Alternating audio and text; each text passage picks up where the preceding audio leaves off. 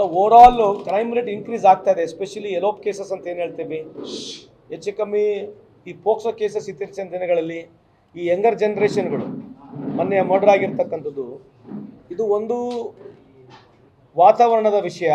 ನಾನೇನು ಈ ಕ್ರೈಮ್ಗಳಿಗೆ ಯಾವುದು ಸರ್ಕಾರಗಳು ಪ್ರಚೋದನೆ ಕೊಡೋದಲ್ಲ, ಬಿಟ್ಟು ನೀವು ಎಣ್ಣಿ ನಾವು ಕೂಡ ಸೊಸೈಟಿಲಿ ಎಲ್ಲೋ ಒಂದು ಸ್ವಲ್ಪ ಬದಲಾವಣೆ ತರಬೇಕು. ಪೇರೆಂಟ್ಸ್ ಕೂಡ, ಮೊನ್ನೆ ನೋಡಿ 16 ವರ್ಷದ ಮಕ್ಕಳು ಮರ್ಡರ್ ಆಗಿರ್ತಕ್ಕಂಥದ್ದು, ಪೇರೆಂಟ್ಸು ಮಕ್ಕಳನ್ನ ವಾಚ್ ಮಾಡಲೇಬೇಕು. ಇಟ್ಸ್ ಹೈ ಟೈಮ್ ನಾವು. We cannot keep on blaming any government for that murder. I am not trying to defend government. ನಾವು ಸಾರ್ವಜನಿಕರು, ನಮ್ಮ ತಂದೆ ತಾಯಿಗಳು ಮಕ್ಕಳನ್ನು, ನಾವು ಸಮಾಜದಲ್ಲಿ ನಮ್ಮ ಮಕ್ಕಳನ್ನು ಯಾವ ರೀತಿ ಇರ್ತಾರೆ ಏನಿಲ್ಲ, ಪಾನ್ ಪರಾಗ್ ತಂದು ಕುಡಿತಾರೆ, ಡ್ಯಾನ್ಸ್ ಮಾಡ್ತಾರೆ, ಇದನ್ನೆಲ್ಲ ನಾವು ನಮ್ಮ ತಂದೆ ತಾಯಿಗಳು ಸಮಾಜದಲ್ಲಿ ನಮ್ಮ ಮಕ್ಕಳನ್ನ ನಾವು ಯಾವ ರೀತಿ ಬೆಳೆಸ್ತಿರ್ತಕ್ಕಂಥದ್ದು ಕೂಡ ಒಂದು ಪ್ರಶ್ನೆ ಇದೆ. ನಾನೇನೆಲ್ಲ ಸಾರಸಕಟವಾಗಿ ಎಲ್ಲರನ್ನ ಬ್ಲೇಮ್ ಮಾಡ್ತಾ ಇಲ್ಲ.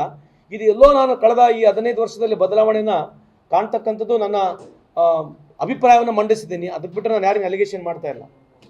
ಕೆಲವು ಸಂದರ್ಭದಲ್ಲಿ ಆಗಿರ್ಬೋದು, ನನಗೆ ಮಾಹಿತಿ ಇಲ್ಲ. ಯಾಕಂದ್ರೆ ಇವತ್ತು ಹೇಳಿರ್ತಕ್ಕಂಥದ್ದು ಇದು ಏನಾಗಿದೆ, ಅಟಾನಮಸ್ ಬಾಡಿ ಆಗಿರೋದ್ರಿಂದ ಕೆಲವರಿಗೆ ಏನಾಗಿದೆ, ಪೊಲಿಟಿಕ್ಸ್ ಇಂಟ್ರೆಸ್ಟ್ ಭಾಳ ಆಗ್ಬಿಟ್ಟಿದೆ ಇತ್ತೀಚಿನ ದಿನಮಾನಗಳಲ್ಲಿ. ಎಲ್ಲರೂ ನಾವೆಲ್ಲ ಭಾಷಣಗಾರರೇ, ದೇಶ ಹಿಂಗಿರಬೇಕು, ದೇಶ ಹಂಗಿರಬೇಕು, ಭಗತ್ ಸಿಂಗ್ ಹಂಗಿರಬೇಕು, ಭಗತ್ ಸಿಂಗ್ ಥರ ಇರಬೇಕು. ಆದರೆ ಇವ್ರ ಮನೆಗೆ ಯಾರು ಇರ್ಬಾರ್ದು, ಪಕ್ಕದ ಮನೆಗೆ ಇರಬೇಕು.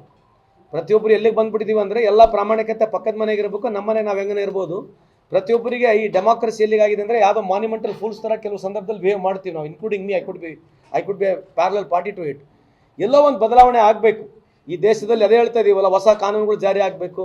ನನಗೆ ಎಲ್ಲಿ ಮಟ್ಟಿಗೆ ಹೇಳ್ತಾ ಇದ್ದೇನೆ, ನಾನು ಅದೇ ಭುವನೇಶ್ವರ್ಗೆ ಹೇಳ್ತಾ ಇದ್ರಿ, ಈ ದೇಶದಲ್ಲಿ ಎಲ್ಲ ರಾಜಕಾರಣಿ ಮಕ್ಕಳುಗಳು ಹೊರ ದೇಶದಲ್ಲಿ ಓದಬಾರ್ದು. ಎಲ್ಲ ಆಫೀಸರ್ಸ್ಗಳು, ಆಲ್ ಓವರ್ ಇಂಡಿಯಾ ಇರ್ತಕ್ಕಂಥ ಆಫೀಸರ್ಸ್ಗಳು ಹೊರ ದೇಶದಲ್ಲಿ ಅವ್ರ ಮಕ್ಕಳು ಓದಬಾರ್ದು. ನಾವೇ ನಮ್ಮ ಮಕ್ಕಳುಗಳನ್ನ ಗೌರ್ಮೆಂಟ್ ಶಾಲೆಗೆ ಕಳಿಸ್ಬೇಕು, ಗೌರ್ಮೆಂಟ್ ಆಸ್ಪತ್ರೆಗಳಿಗೆ ಹೋಗಬೇಕು. ಇಂಥ ಒಂದು ಕಾನೂನು ಆಗಬೇಕು.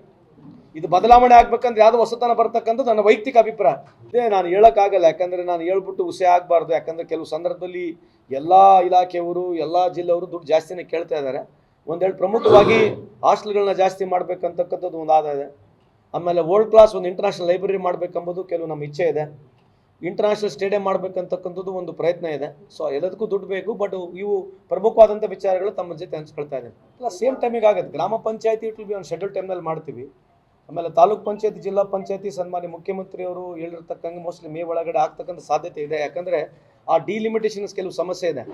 ಯಾಕಂದರೆ ಕೆಲವರು ಅಪ್ಗ್ರೇಡ್ ಆಗ್ತಿದ್ದಾವೆ, ತಾಲೂಕ್ ಪಂಚಾಯತಿಗಳು, ಟೌನ್ ಮುನ್ಸಿಪಾಲಿಟಿ ಕೆಲವು ಅಪ್ಗ್ರೇಡ್ ಆಗ್ತಿದ್ದಾವೆ. ಅದ ಕಾರಣಕ್ಕೆ ಅದ್ರ ಜೊತೆಗೆ ರಿಸರ್ವೇಷನ್ನು ಇವತ್ತು ಸಮರ್ಪಕವಾಗಿ ಹೈಕೋರ್ಟಿನ ಏನೋ ಒಂದು ಮಾರ್ಗದರ್ಶನದ ಮೇಲೆ ಖಂಡಿತವಾಗ್ಲೂ ಆಗುತ್ತೆ. ಸೇಮ್ ಟೈಮ್ನಲ್ಲಿ ನಾನು ಹೇಳಿರ್ತಕ್ಕಂಥ ಹೆಚ್ಚು ಕಮ್ಮಿ ಆ ಟೈಮ್ನಲ್ಲಿ ಆಗುತ್ತೆ.